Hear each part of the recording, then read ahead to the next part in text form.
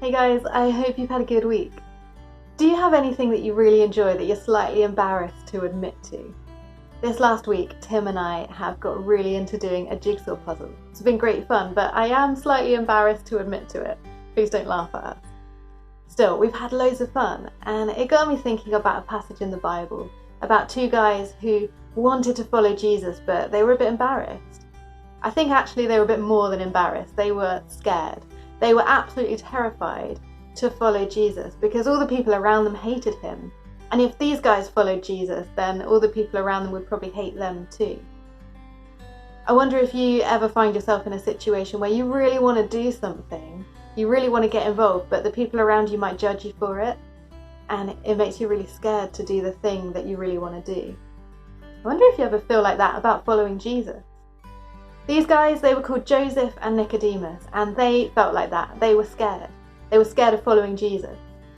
And they were probably around when a lot of the stuff that we read about in the Bible happened. They probably saw a lot of the miracles and heard a lot of the teaching. They probably watched Jesus' disciples as they went on their adventures together. And I think they wanted to get involved, but as I said, they were scared. And they didn't know where to start. And so in our story today, we find Joseph and Nicodemus at the cross.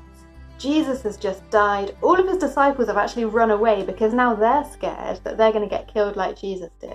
And this is the point where Joseph and Nicodemus step up and get involved. Up until this point, they've been too terrified to follow Jesus. But at this point, they go and get permission to take his body from the cross. And they give him a proper, decent, respectful burial. They take his body down from the cross with kindness and they wrap him and they put him in a proper tomb. They show him love and kindness. And it's the first time really that they've shown any outward sign of loving him, of following him, of wanting to be part of what he's doing. And the great news is that it wasn't too late for them. The great news for us is that it's not too late for us either. Jesus invites all of us to come and get involved, even if up until this point we've been ignoring him or we've been too scared to get involved. Jesus says you can still come.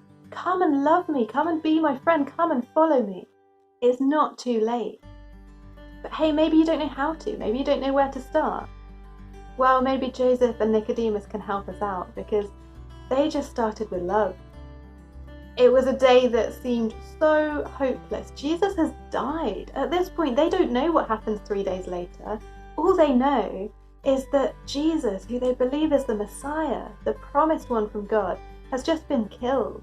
And they're left with his lifeless body to take down from the cross. It seems like everything is hopeless. And yet they find a way in this hopelessness to show love to Jesus. They show kindness and respect to his body, and in doing that, they show love and devotion to God. Now, we don't have Jesus' lifeless body to take down from a cross, but I'm sure we can find ways to show love to God. Maybe in our own space.